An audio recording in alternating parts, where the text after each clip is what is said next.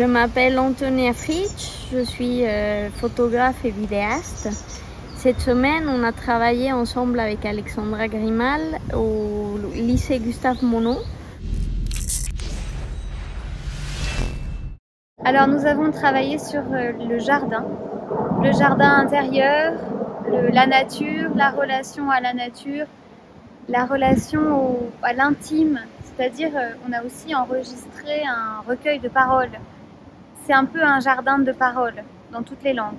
On a beaucoup travaillé avec les élèves, les portraits en particulier, mais aussi ils sont allés filmer la nature, surtout le lac et les jardins anguiens. Et ils ont fait aussi des fleurs et des sculptures d'arbres avec des câbles électriques qui vont faire partie de cette exposition.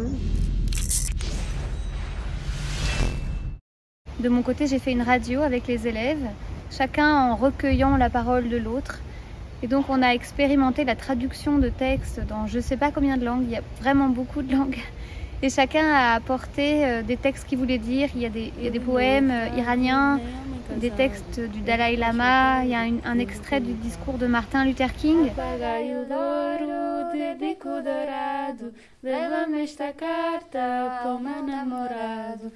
Ce sont les élèves qui ont choisi, en plus de leurs rêves, d'apporter quelque chose pour la paix.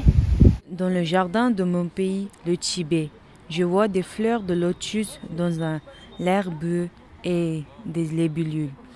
J'entends le son des abeilles, je touche l'eau, la terre et le lotus, je goûte des blettes et des épinards. Voilà, ce qu'on a expérimenté en fait, c'est écouter l'autre et que sa parole soit mise en valeur parce qu'elle est très précieuse. Donc créer des liens de confiance entre les élèves.